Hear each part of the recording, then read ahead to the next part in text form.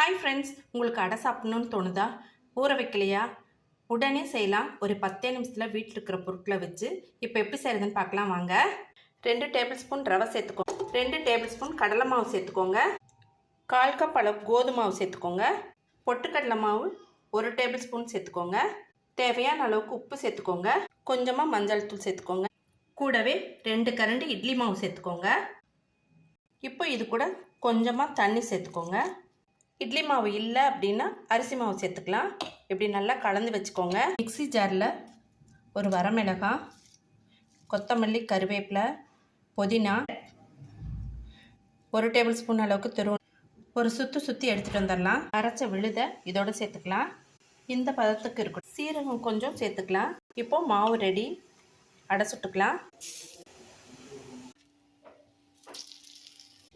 வீட்டில் நீங்களும் ட்ரை பண்ணி பாருங்கள்.